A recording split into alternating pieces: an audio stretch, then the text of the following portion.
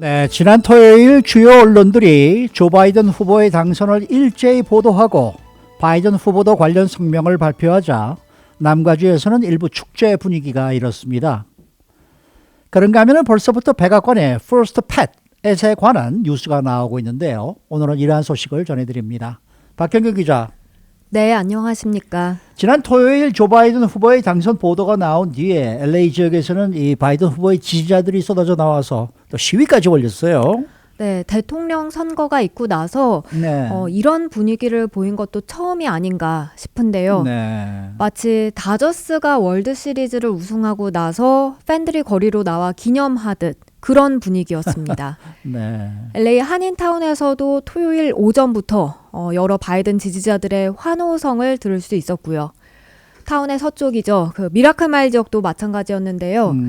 오후 들어 더 많은 바이든 지지자들이 거리로 나와 서로 기뻐하는 모습이었습니다. 네. 아무래도 이번엔 과거 어느 때보다 선거가 치러지고 나서 결과를 한참 기다렸고 또 선거 당일 밤 개표 초반에는 트럼프 대통령이 이기는 그런 분위기였다가 역전된 것이어서 바이든 지지자로서는 그 기쁨이 배가 된 게 아닌가 싶고 그런 분위기가 고스란히 드러났습니다. 뭐 환호를 지르고 좋아하는 것뿐만 아니라 뭐 일종의 축제처럼 다들 그렇게 이게 여기고 있더라고요. 네, 그렇습니다. 뭐 LA 시청 비롯해서 헐리우드, 웨스트 헐리우드, 그리고 에코파크 등등 꽤 많은 남가주 지역에서 바이든 지지자들이 모여 당선 소식에 기쁨을 감추지 못했는데요. 샴페인 터뜨리고 그리고 음악 크게 틀고 춤추고 네. 또 밤에는 불꽃놀이까지 벌이고 그랬습니다. 다운타운 쪽에는 특히 많은 인파가 몰려 행진했는데요. 성조기 흔들면서 걸어다녔고요. 또 이들이 들고 있는 피켓에는 바이든이라고 크게 적힌 것 비롯해서 우리 아이들의 미래다, 민주주의를 원한다, 경찰 폭력 끝, 트럼프 펜스 아웃, 프로 아메리카 엔타이 트럼프 이런 글들이 적혀 있었습니다. 네. 그 행진하거나 거리에 모인 바이든 지지자도 많았지만은 차를 타고 지나가면서 기념하는 사람들도 많았다고 얘기를 들었어요. 네, 맞습니다. LA 지역에 있으면서 바이든 지지자들이 모인 곳에선 차 경적 소리가 잇따라 울려 퍼졌습니다.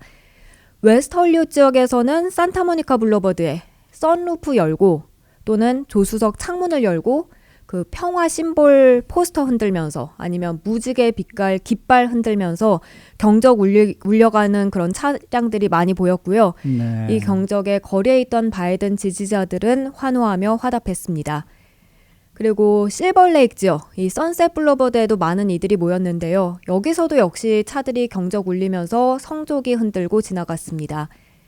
LA 타임스는 이와 관련해서 LA엔 미 다른 지역처럼 뭐 센트럴파크나 타임스퀘어나 내셔널 몰 같은 좀 인파가 많이 몰릴 수 있는 대거 모일 수 있는 그런 공간이 부족한 가운데 딥블루 도시인 LA에선 이처럼 자동차 문화로 이렇게 바이든 당선 소식을 기념했다고 전했습니다. 도널드 트럼프 대통령 지지자들은 어떤 시위가 없었나요? 네, 트럼프 대통령 지지자들의 시위도 있긴 했습니다.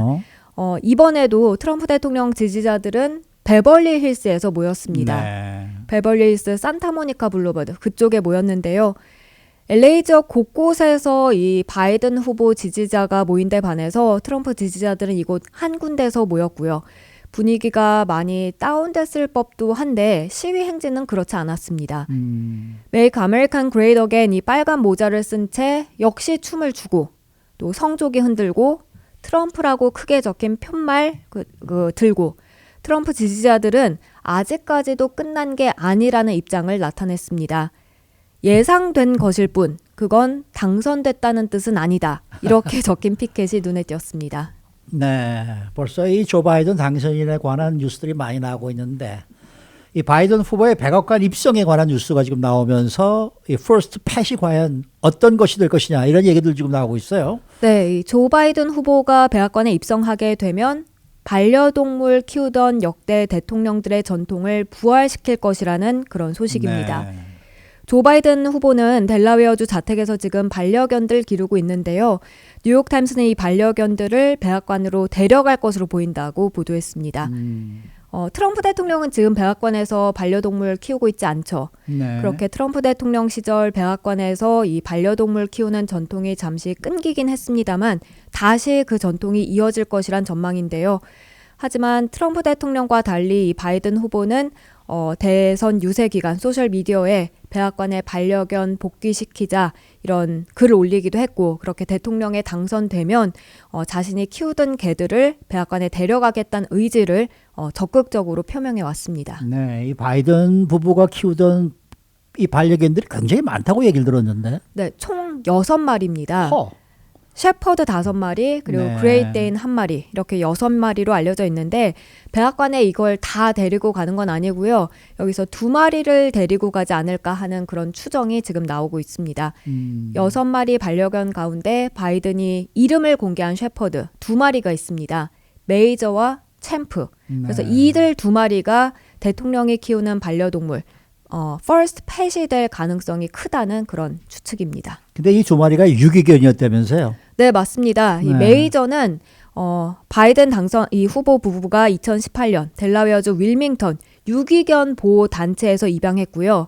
챔프는 오바마 행정부 부통령 시절이었던 2008년부터 키웠던 반려견인데요. 만약 메이저가 백악관 생활을 시작한다고 해도 퍼스트 펫 이 첫 유기견은 사실 아닙니다. 1963년부터 69년까지 재임한 린든 존슨 전 대통령 때에도 유기견이 백악관에서 생활을 했는데요. 존슨 전 대통령은 텍사스주 주유소에서 딸이 발견한 유기견을 데려다가 백악관에서 기른 적이 있습니다.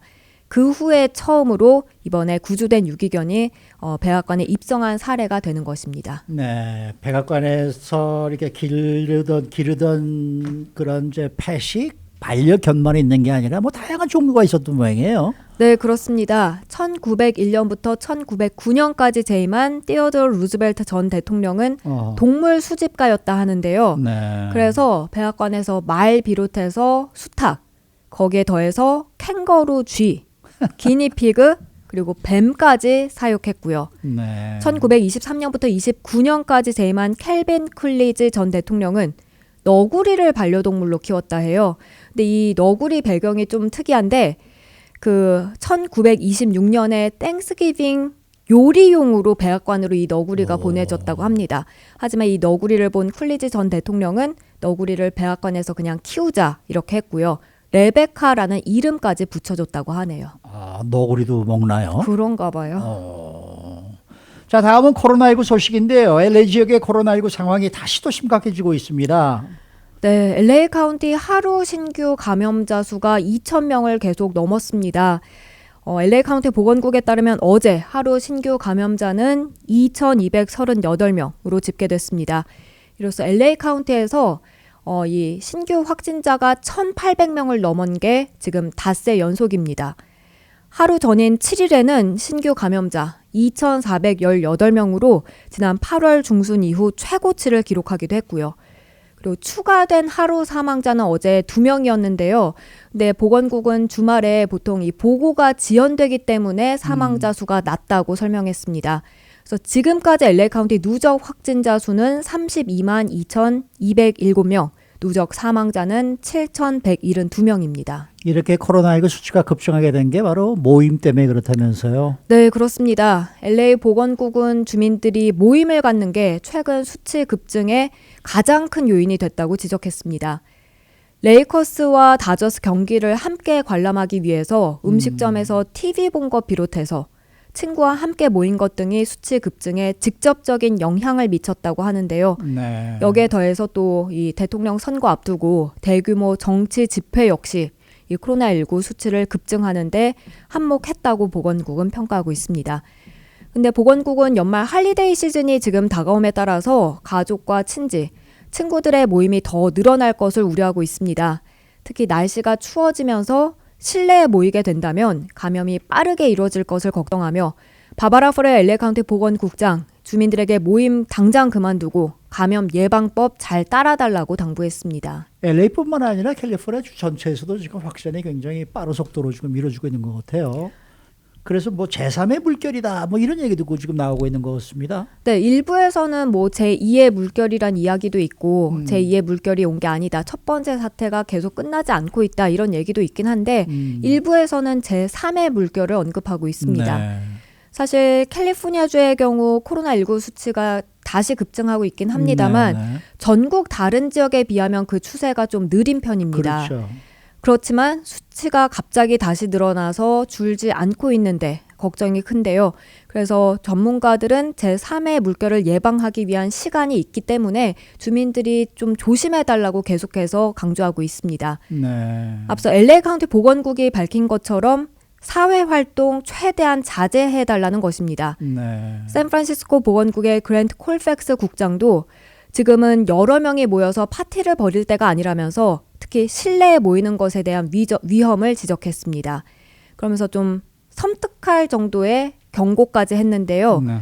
우리가 원하는 건 다음 할리데이 시즌 때도 다 같이 보내는 것 아니냐.